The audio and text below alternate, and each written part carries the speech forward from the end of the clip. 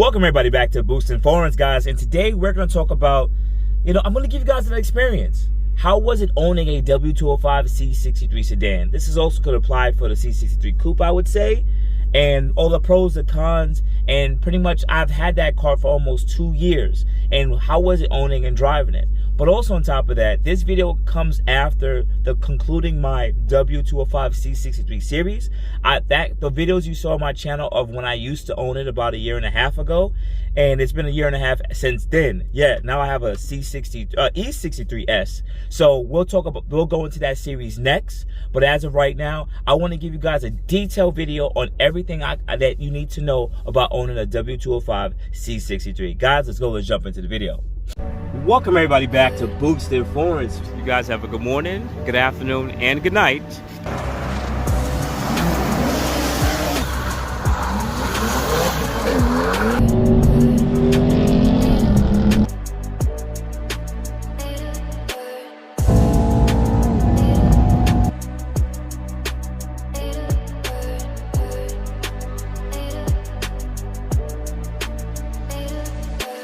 First thing, let me jump into it. First thing.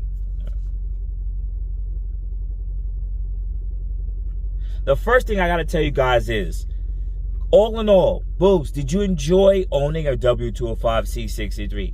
Absolutely. It was a joy. It was my first V8 vehicle. It was my first rear-wheel drive vehicle. It was my first foreign vehicle. As the first car that I've ever owned that was that type of stature, it was an amazing experience. I loved it. I appreciate the joy of it. And it did exactly what I needed it to do. It got me into the foreign world. So I think I did a good job at coming into, especially with an Imperial AMG vehicle. But now let's jump into the pros, which are going to be the first things that I enjoyed about the car. And then we're going to go to the cons and just some reliability issues. We're going to make this a detailed video. So I want you guys to sit there, relax, and sit there and open your mind and think, should I purchase a W205 C63? And I'm going to give you guys my honest opinion at the end of this video. So, first pro I'm going to sit there and say is power. There's not much V8, there's not much close to 500 horsepower cars you guys can go and purchase out in the market right now that are going to yield you this performance. Now, we may think there's a large amount, but there really isn't. When you think about the American car market and the prices of those vehicles, then you think about the Japanese market, which really don't have it other than the GTR and really expensive Japanese vehicles.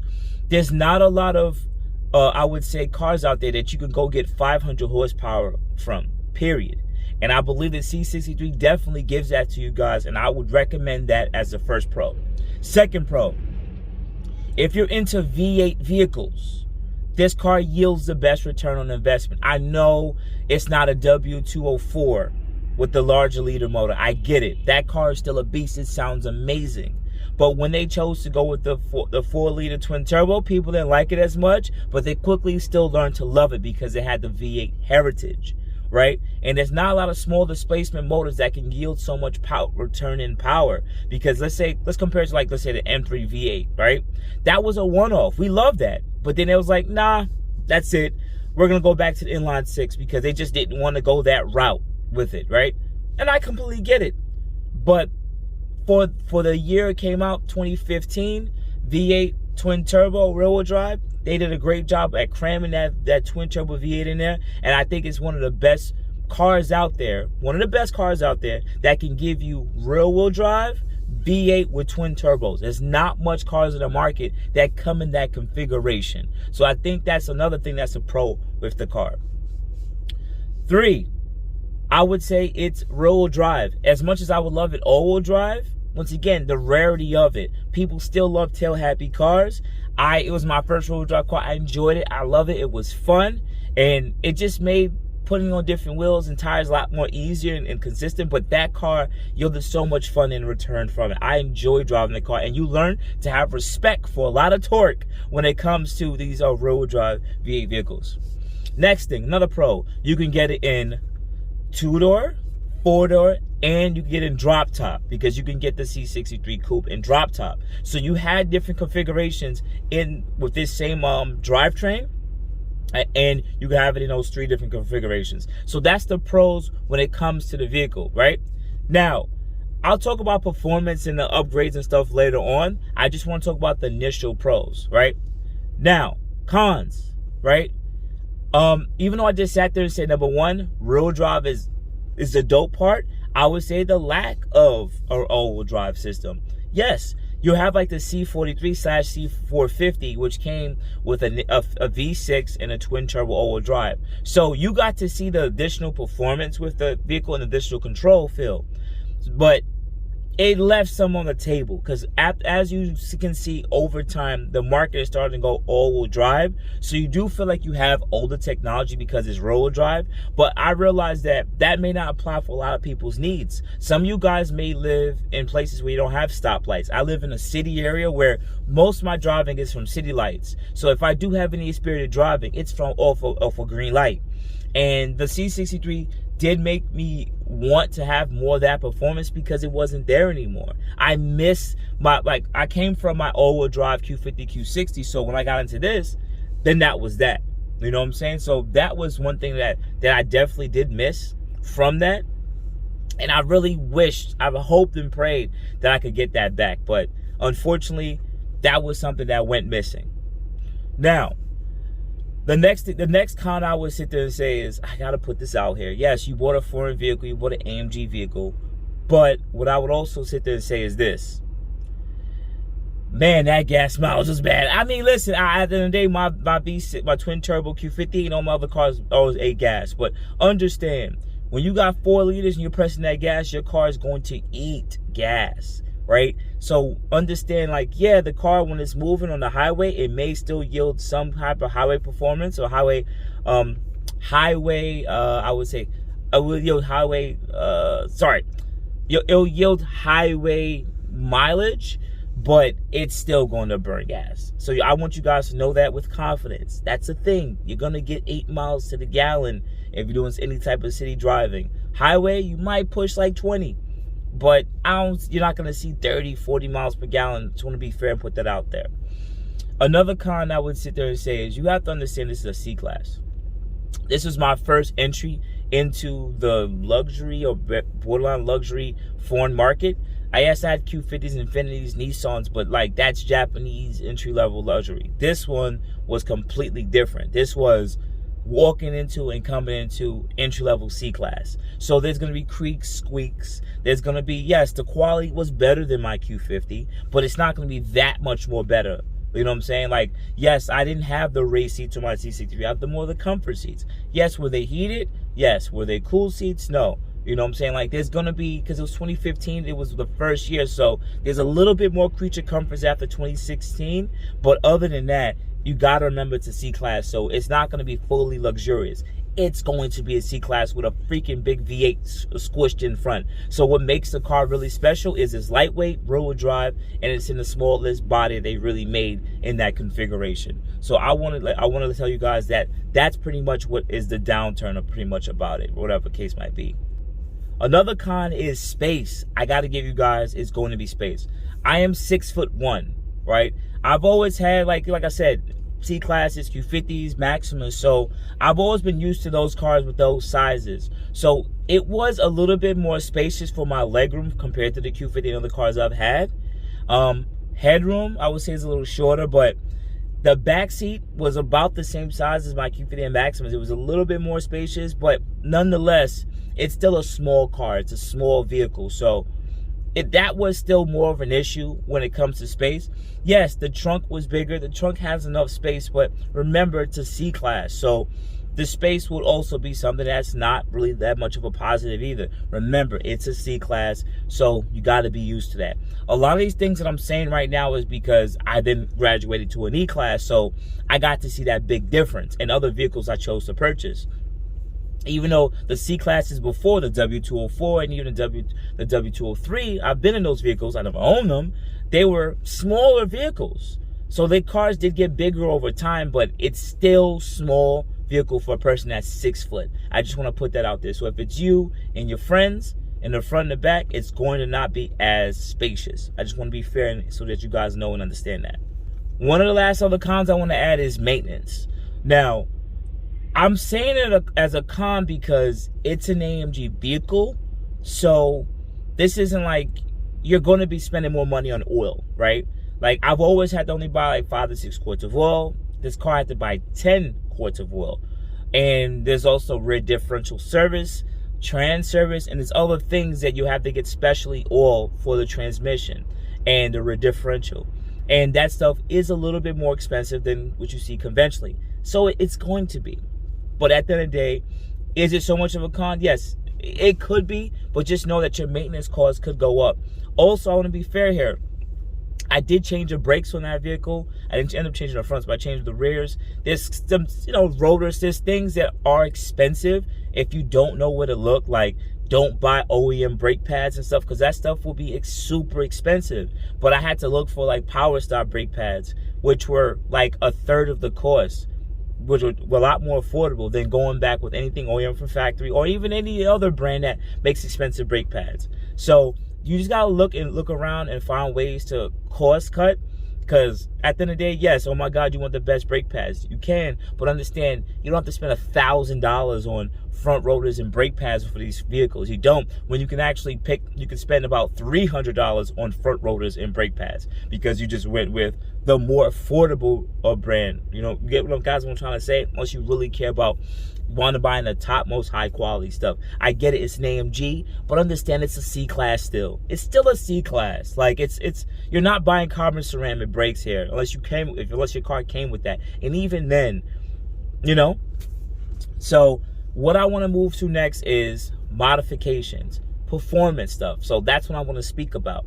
Now, I like the platform because when it comes to modifications, you can dabble in making these cars faster. You can do downpipes, you can do intakes, you can do blower valves for sound, you can do different exhaust on the market. But I'm gonna be honest with you, it pretty much stops there. Yes, you can do a tune. There's plenty of companies that do flash tunes for this vehicle, and it could gain additional horsepower from 70 to about 100 horsepower on whatever fuel you're running, and you can call it a day after that. But that's pretty much where it stops. That's it. That's where it stops, guys. It's not going to really move from then on. So understand, like, you can turn your 500 horsepower car to a 600, and that's fine. And then that's where you leave it at. Yes, you can do turbos. Down the line, you can run fully 85. But I want to quickly go to the second part of the performance, the cons part. It's expensive. I'm telling you guys right now, it is expensive to modify a W205.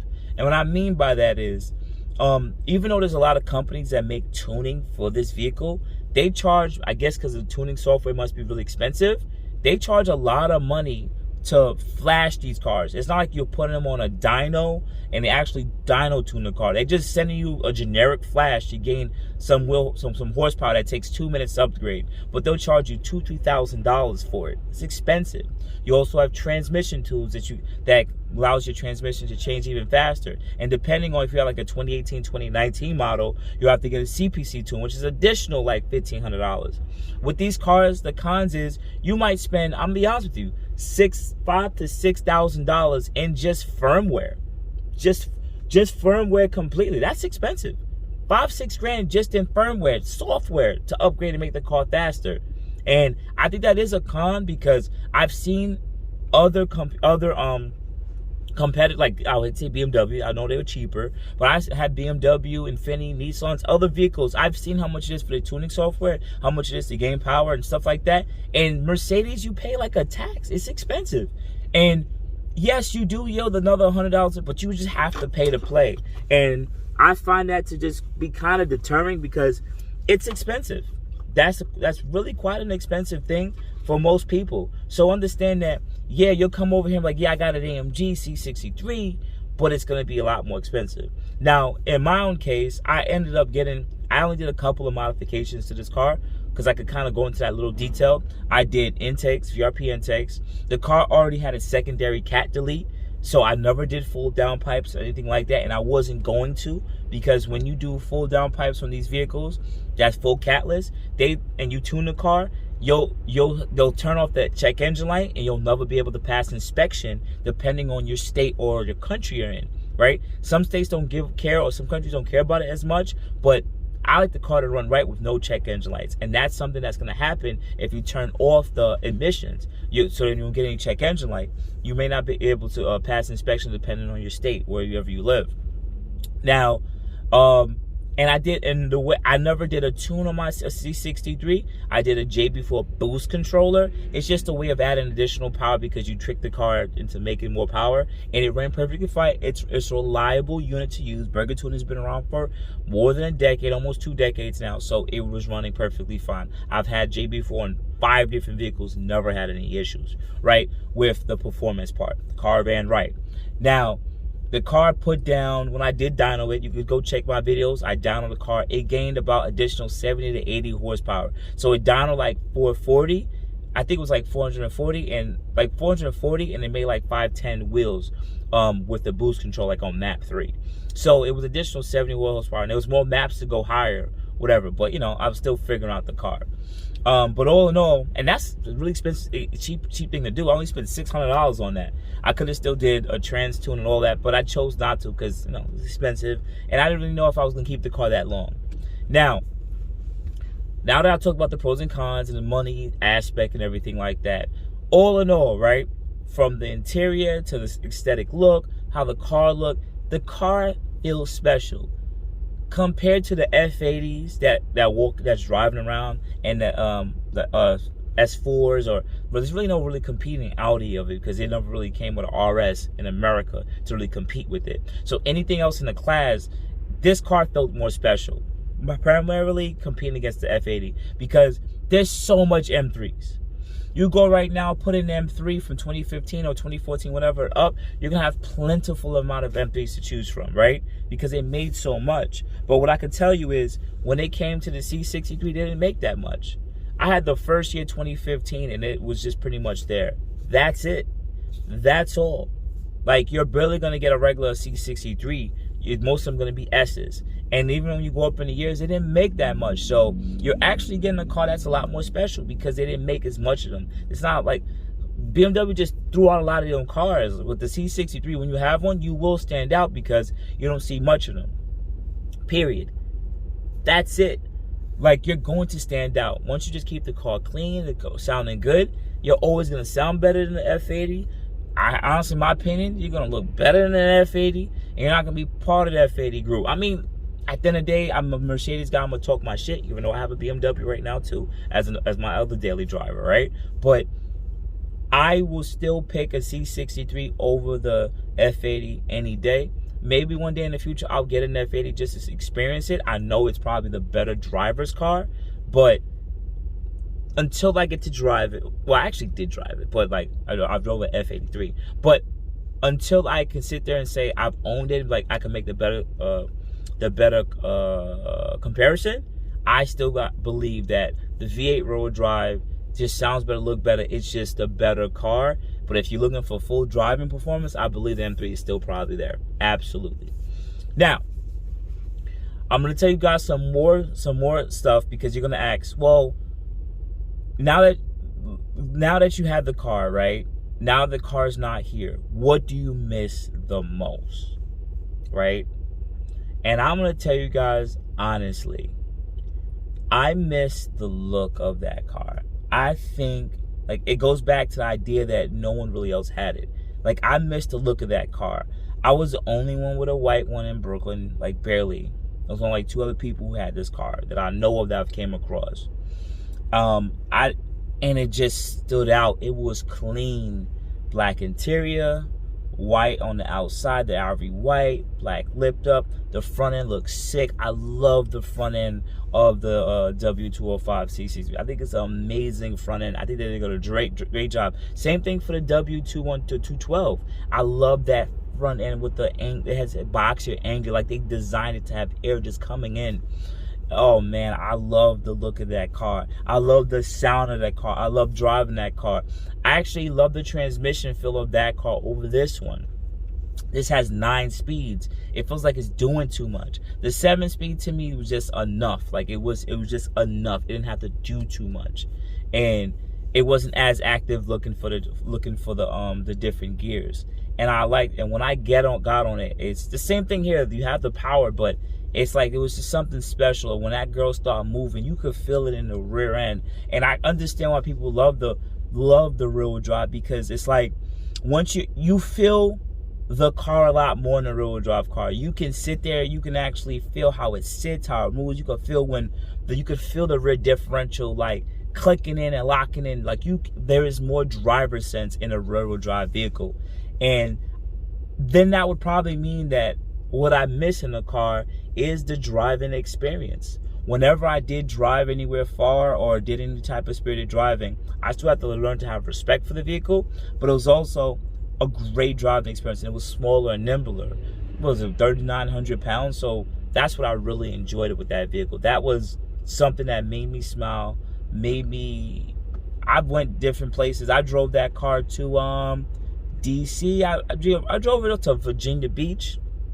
No, Virginia, Richmond. I drove 6 to 7 hours away, and I enjoyed it. It was a great experience, an amazing experience. And I haven't driven this car as far, but it was good. I loved it, and it just always had that nice, sexy rumble, man. Ooh, and then I remember seeing it this year, whenever this video dropped in 2024.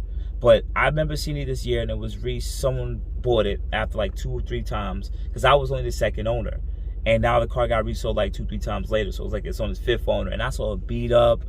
Still has some of the mud flaps, the stuff I did on it. Like the car just looked a lot more beat up, and I'm just like, damn. Like, I get it. Like, people just don't really take care of it. It's a cheaper car now. But to me, it felt special, right? And I enjoyed it. And if I were to do it again, right? Like, if I were to do the car again, I would definitely probably still get a 2015 to like 2018 model. I would still stick with the 7-speed transmission. I don't care for the 9-speed. I understand people want the digital dash. I get it, but I still like more of a fan of the analog. I understand the look of wanting all of the digital dash, but I like the analog a lot more. I would do the same modifications. I'll probably do downpipes with full catted downpipes. I'll leave the exhaust the same, and I would still do a regular C63 and not a C63s. So what would I say are the worst? Hopefully you guys made it to this part. What would I say is the worst part about owning the C63? The worst parts about owning it, like the ones you just sit there and say, damn, this really sucked about it. I did run into some maintenance issues. Commonly for those cars, you're gonna have randomly the coil pack is gonna go bad. The coil packs on these vehicles, so the M177 are dual coil packs. So they take care of 2 cylinders at a time. So you have 4 coil packs for 8 cylinders, right? And they will fail over time. My coil packs failed. Well, one of my coil packs fell, and then I got a crazy misfire. Not because of tuning or anything or modifications. It's just something common for these vehicles. So what you got to do is you got to buy a coil pack, and you should change those two. You should change those 2 spark plugs at the same time. If you don't know which side it is, of course you can move the coil pack around. But outside of that, like, I could have fixed it myself, but I was actually sick with, the virus, whatever I had at the time, so I couldn't actually do the work. Like, I did the work, but for me to order and wait for the part to come in, it would have took too long. So I just had it towed to my friend's shop, and he got a coil pack for me and took care of it like that. But that was the only real issue with the C63, because I got it because I didn't want to deal with the electronic differential. If you get the C63s, you'll run into an electronic differential problem over the certain amount of time. It's just something that does happen. Doesn't mean the differential stops working. It's just that it's electronic diff, so it has a sensor that could fail over time. Not saying it's that common, but it's common enough with higher mileage, I'm assuming. And the engine mounts will be electronic on the S version 2. So those, after a certain amount of time, they go bad, they go soft, the sensors go bad, and you'll have to change those. And they are quite expensive. So if I had to do it, I would still do a non-S. I wouldn't. I've sat in, and not driven, but I sat in the one with the sports seats. It's not really my thing. I still like the comfort seats. I don't know if bigger guys would really fit in it, because I'm already 180 and 6'1". So if I was wider, the C63 it was a lot still more narrower. So I still don't think it would be good enough for a bigger guy. It would feel pretty weird for him. But other than that maintenance issue, there are all the other common stuff, like because you have the front coolers, right? If you do a lot of highway driving, rocks could hit them and cause leaks. So you can't really protect them as much. There's other ways of countermeasures to protect them, like certain fencing and stuff, or whatever guards you can put. But understand that stuff could break over time, right? That stuff could break, and you could actually get a leak from there. And honestly, after that, like anything else common to C-Class, you know, starters, alternators, stuff that's usual maintenance. Understand you're not going to ever buy a car for a long period of time and not have to change certain things. Like, unless you want an electric car, like there's going to be components that have a certain amount of service life that you're going to have to change. I didn't run into those issues because I only had the car for a year and a half, and I also had a Q60 Infiniti at the same time, so I didn't drive it every day. I was switching off between the two cars, and then I ended up moving close to work where I barely drove most of the cars that often. So I ended up selling the Q60, and I had just the C63, and I barely drove that often. I drove it mostly on the weekends because I was so close to work. So I didn't add a bunch of additional miles. It got most of its miles when I went on road trips. That's pretty much it. But other than those couple of things that will come on certain vehicles and the misfire that is pretty common in this platform, everything else was flawless. Like the car never left me stranded, it never died.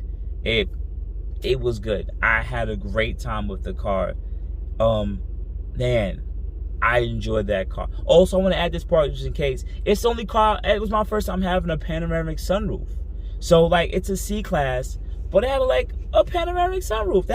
That's fire. Like I was like, this is nice. This is nice. Like on such a small car like that had that additional thing, and these little things look nice because you sit there and wonder, why can't they put this on other vehicles? Like if this little car could have it, why can't other cars? But understand it's something else that could be more expensive and something else that could leak and cause break. But I really did enjoy that vehicle, man. I really did enjoy that vehicle. So I know I'm ending it off talking about all the pros and cons and everything. Like, I would say I'm a little biased because I've owned two AMGs. As you can see, I'm in one right now. But I also am a current owner of a BMW 2, a 7 Series. Yes, it's a 7. And I'm getting more into larger cars for more comfort. But, man, I see and understand why AMG is so special. And I see why people, once they go, like I said, when they go AMG, they don't really go back. It's the same thing when you go BMW, you don't go back. And anything between, if they go between the two, you learn to have a certain amount of respect. And it all depends on the model you get. You know, anyone who had got a W204, beast, so they may not love the V8 that much in the W205. You know, I understand it. We graduate depending on our income too. You know, if you're a car person, you like this stuff, you're going to graduate. It's just naturally going to happen. I earned more money, so I ended up getting an E63. That was almost double the amount of money. And I enjoyed this car. This car is a nice car. It's been really great to me. It made me smile. But, you know, at the end of the day, I made the graduation.